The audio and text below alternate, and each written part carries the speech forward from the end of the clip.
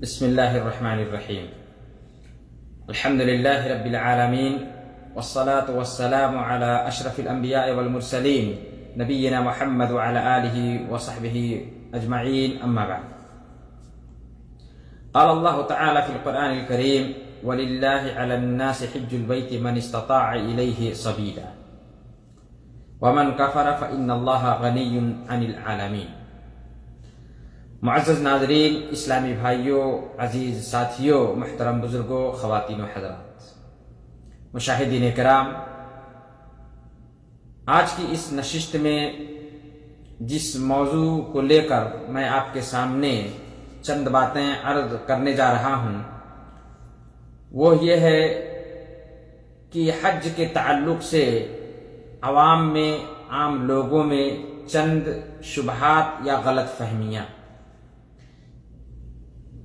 جو شریعت میں حقیقت میں اس حج کے تعلق سے اس کا کوئی وجود نہیں ہے، اور ایسے شروط کو قائم کرنا جس شرط کو شریعت میں شرط مانا ہی نہ گیا، اپنی طرف سے عوامی باتیں، عام لوگ پتہ نہیں کہاں سے ایسی باتیں آ جاتی ہیں یا غلط فہمیاں لوگوں میں پیدا ہو گئی ہیں حج کے تعلق سے۔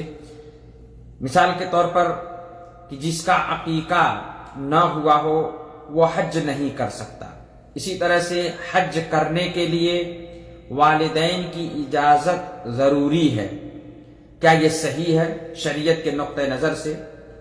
میرے عزیز ساتھیوں، محترم دوستوں اور مشاہدین کرام، حج جیسا کہ اس سے پہلے اور کی نشستوں میں آپ کے سامنے بات واضح کر دی گئی تھی کہ حج ایک اسلام کا اہم اور عظیم رکن ہے۔ حج جہاں عظیم رکن ہے اس کے کچھ شرائط ہیں، وہیں اس کے بہت سارے فضائل بھی ہیں۔ فضائل انشاءاللہ آپ کے سامنے رکھی جائیں، فضائل حج کے تعلق سے باتیں آپ کے سامنے انشاءاللہ العزیز رکھی جائیں گی، لیکن آئیے آج اس سے پہلے ہم چند ان باتوں کا جو عوام میں معروف ہو گئی ہیں، مشہور ہو گئی ہیں، ایک زبان سے دوسرے زبان، ایک منہ سے دوسرے منہ تک پہنچتی باتیں گویا ایسی لگتی ہیں کہ جیسے یہی شریعت ہو، جس کا شریعت سے کوئی تعلق نہیں ہے، حج کے واجب اور حج کے شروط سے اس کا کوئی تعلق نہیں ہے۔ میرے عزیز ساتھیوں، جس شخص کا عقیقہ نہ ہوا ہو وہ حج بالکل کر سکتا ہے۔ کیوں؟ اس لیے کہ پہلی بات، حج وہ شخص جس کا عقیقہ نہ ہوا ہو وہ نہیں کر سکتا، یہ بات بلا دلیل ہے، اس کی کوئی دلیل نہیں ہے۔ حج واجب ہونے کی جو دلیل ہے وہ یہ، اللہ تعالیٰ نے قرآن کریم کے اندر ارشاد فرمایا وَلِلَّهِ عَلَى النَّاسِ حِجُّ الْبَيْتِ مَنِ اسْتَطَاعَ إِلَيْهِ سَبِيلًا، اور لوگوں کے اوپر اللہ تعالیٰ نے خانہ کعبہ کا حج کرنا ان لوگوں کے اوپر فرض کر دیا ہے جو وہاں تک جانے کی طاقت رکھتے ہوں، استطاعت رکھتے ہوں۔ تو استطاعت کو اللہ تعالیٰ نے شرط قرار دیا ہے، اور استطاعت میں مال و متاع، آنے جانے کا خرچ، اور اسی طرح سے جسمانی طور پر وہ مستطیع ہو، صاحب استطاعت ہو۔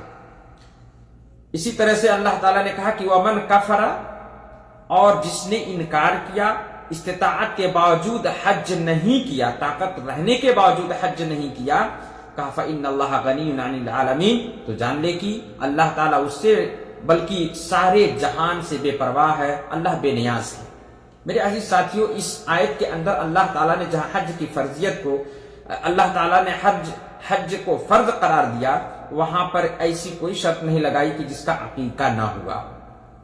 اللہ کے نبی صلی اللہ علیہ وسلم کے زمانے میں جب آپ صلی اللہ علیہ وسلم نے حج کی فرضیت ہوئی اور صحابہ کرام کے درمیان آپ نے خطاب فرمایا، اور آپ صلی اللہ علیہ وسلم نے، مسلم شریف کی جو روایت کہ آپ صلی اللہ علیہ وسلم نے کہا کہ اللہ تعالیٰ نے، اے لوگو، اللہ تعالیٰ نے تمہارے اوپر حج کو فرض قرار کر دیا ہے، فرض قرار دیا ہے یا فرض کر دیا ہے، فحجو، تو اے لوگو حج کرو۔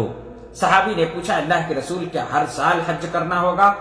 اللہ کے نبی صلی اللہ علیہ وسلم خاموش رہے۔ دوسری بار سوال کیا، آپ نے خاموشی اختیار کی۔ تیسری بار آپ صحابی نے سوال کو دہرایا کہ اللہ کے رسول کیا ہر سال حج کرنا فرض ہے؟ آپ صلی اللہ علیہ وسلم خاموش رہے۔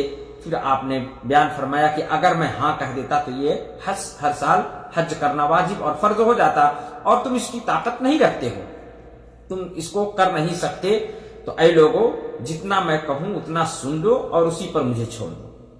جو اللہ تمہیں طاقت، جتنی تمہیں استطاعت ہو اتنا کرو. فاتقوا اللہ ما استطعتم.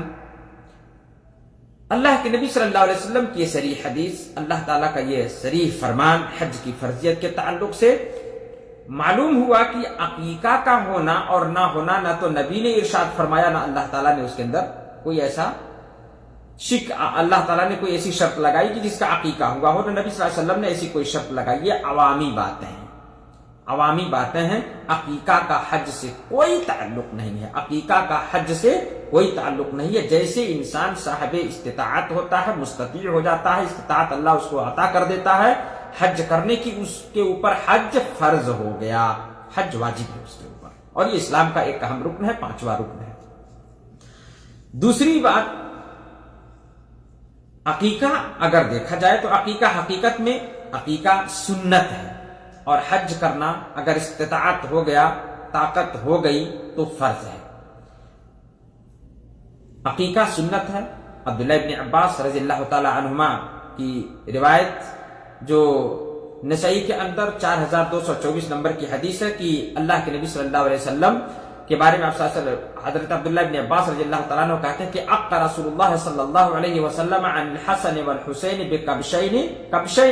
اللہ کے نبی صلی اللہ علیہ وسلم نے حضرت حسن رضی اللہ تعالیٰ عنہ اور حضرت حسین رضی اللہ تعالیٰ عنہ دونوں کی طرف سے آپ صلی اللہ علیہ وسلم نے بطور عقیقہ 2 میڈھے ذبح کیے. بطور عقیقہ اللہ کے نبی صلی اللہ علیہ وسلم نے خود حسن اور حسین رضی اللہ تعالیٰ عنہ کی طرف سے ذبح کیے. گویا آپ صلی اللہ علیہ وسلم نے عقیقہ کیا، اور عقیقہ یہ کرنا سنت ہے. اور اس حدیث کو علامہ البانی نے صحیح بھی کہا ہے. اسی طرح سے دوسری روایت جو سمرہ بن جندب رضی اللہ تعالیٰ عنہ کی روایت ہے، کہتے ہیں کہ اللہ کے نبی صلی اللہ علیہ وسلم نے فرمایا کہ کل غلام مرتہن بعقیقتہ، کہ ہر بچہ، ہر لڑکا اپنے عقیقے میں گروی ہے، اپنے عقیقے میں گروی ہے. تذبح عنہ یوم السابع، اس کی طرف سے اس کے پیدائش کے 7ویں دن جانور ذبح کر کے اس کا عقیقہ کیا جائے گا. وَيُحْلَقُ رَأْسُهُ، اور اس کے سر کو مونڈا جائے. وَيُسَمَّى، اور اس کا اسی دن نامانکرن کیا جائے، اس کا نام رکھا جائے. یہ اللہ کے نبی صلی اللہ علیہ وسلم نے بیان فرمایا بچے کے تعلق سے کہ اس کے 7ویں دن اس کا عقیقہ کیا جائے اور اس کے سر کو مونڈا جائے اور اس کا نام رکھا جائے. ابن ماجہ کی یہ حدیث 3165 نمبر کی حدیث، علامہ البانی نے اس کو صحیح کہا. اس میں کوئی شک نہیں ہے، عقیقہ سنت ہے. ہاں، اگر سنت کو بجا لانے پر اس کے والدین طاقت نہیں رکھتے ہیں، یا وہ شخص جس کے اوپر اس بچے کا نان و نفقہ یا اس بچے کا وہ سرپرستی کر رہا ہے، اگر اس کو اس بات کی طاقت ہے کہ عقیقہ کرے تو ضرور وہ کرے، یہ سنت ہے. لیکن اگر اس کو طاقت نہیں ہے تو یہ فرض اور واجب نہیں ہے. اور حج کرنا فرض ہے اگر طاقت ہو گئی تو. میرے عزیز ساتھیوں، پہلا یہ مسئلہ واضح ہے کہ عقیقے کا حج سے کوئی تعلق نہیں ہے. عقیقہ ہوا ہو یا نہ ہوا ہو، حج کی طاقت اگر اللہ نے دے دی ہے، حج کرنے کی استطاعت انسان رکھتا ہے، ایک مسلمان رکھتا ہے، تو اس کے اوپر حج فرض ہے، عقیقہ ہوا ہو چاہے نہ ہوا ہو. اسی طرح سے دوسری ایک مشہور عوامی بات جو ہے وہ یہ بھی سننے میں آتی ہے اور لوگ پوچھتے رہتے ہیں کہ کیا حج کرنے کے لیے والدین کی اجازت ضروری ہے؟ والدین کی اجازت ضروری ہے. میرے عزیز ساتھیوں، حج ایک فریضہ ہے.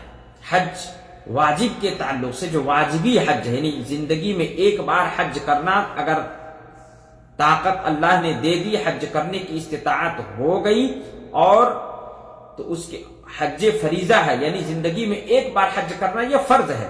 اور باقی اگر اللہ اس کو طاقت دیتا ہے بار بار وہ کرنے کی اس کو طاقت ہے تو کرے، باقی نوافل میں شمار ہوں گے، نفلی حج مانا جائے گا، نفلی عمرہ مانا جائے گا.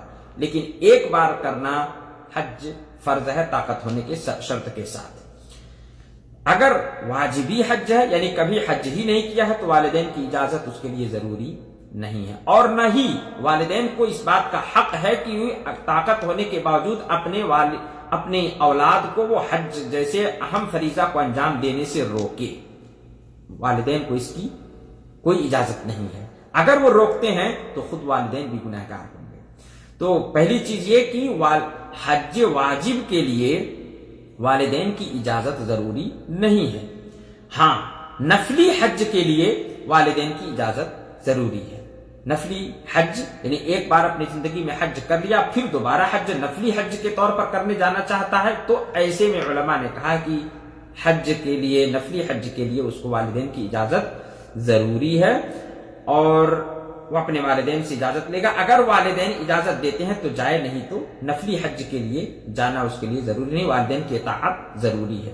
لیکن اگر والدین سے بغیر اجازت کے نفلی حج کے لیے بھی چلا جاتا ہے تو اس کا وہ حج بھی قبول ہوگا اور اس پہ ثواب اور اجر ملے گا.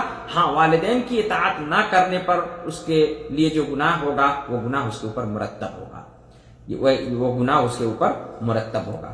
اللہ تعالیٰ سے دعا ہے کہ اللہ تعالیٰ ہمیں دین کی صحیح سمجھ عطا فرمائے اور ہر طرح کی افواہ اور عوامی باتوں سے ہمیں دور رہتے ہوئے ہمیں شرعی حکم کو جاننے کی توفیق عطا فرمائے. اللہ اور اس کے رسول صلی اللہ علیہ وسلم کی صحیح باتوں کو ہمیں جان کر اور اس کے مطابق اپنے عقیدے کو درست کر کے عبادات کو انجام کرنے کے اللہ ہمیں انجام اور عبادات کو جو ہے انجام دینے کی ہمیں اللہ تعالیٰ توفیق عنایت فرمائے. آمین. والسلام علیکم ورحمۃ اللہ وبرکاتہ وجزاکم اللہ خیرا.